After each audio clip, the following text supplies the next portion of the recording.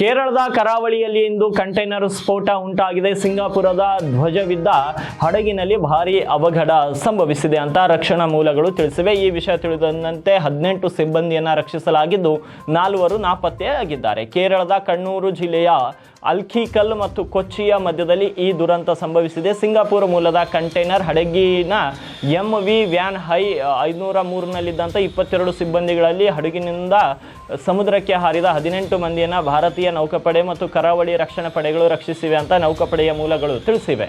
ಸಮುದ್ರದ ಹಡಗಿನ ಮಧ್ಯಭಾಗವನ್ನು ಬೆಂಕಿ ವೇಗವಾಗಿ ಆವರಿಸಿತ್ತು. ಆ ಹಡಗು ಇನ್ನು ಹೊತ್ತಿ ಉರಿಯುತ್ತಲೇ ಇದೆ. ಪ್ರಾಥಮಿಕ ವರದಿಗಳ ಪ್ರಕಾರ 10 ರಿಂದ 15 ಕಂಟೈನರ್ಗಳು ಸಮುದ್ರಕ್ಕೆ ಬಿದ್ದಿವೆ ಅಂತ ಕೋಸ್ಟ್ ಗಾರ್ಡ್ ಪ್ರಕಟಣೆಯಲ್ಲಿ ತಿಳಿಸಿದೆ. ಈ ಹಡಗಿನಲ್ಲಿ 8 ಚೀನಿ, 6 ತೈವಾನೀಸ್, 5 ಮಯನ್ಮಾರ್ ಮತ್ತು 3 ಇಂಡೋನೇಷಿಯಾ ಪ್ರಜೆಗಳು ಸೇರಿದಂತೆ 22 ಸಿಬ್ಬಂದಿಗಳು ಇದ್ರು. ಸ್ಫೋಟದ ನಂತರ ಹಡಗಿನ ಸಿಬ್ಬಂದಿ ಕೆಳಗೆ ಹಾರಿದ್ರು. 18 ಸಿಬ್ಬಂದಿಯನ್ನು ರಕ್ಷಿಸಲಾಗಿದೆ, ಆದರೆ 4 ಕಾಣೆಯಾಗಿದ್ದಾರೆ. ಪ್ರಸ್ತುತ ಶೋಧ ಮತ್ತು ರಕ್ಷಣಾ ಕಾರ್ಯಾಚರಣೆ ನಡೆಯುತ್ತಿದೆ ಅಂತ ಭಾರತೀಯ ಕರಾವಳಿ ಕಾವಲು ಪಡೆ ತಿಳಿಸಿದೆ.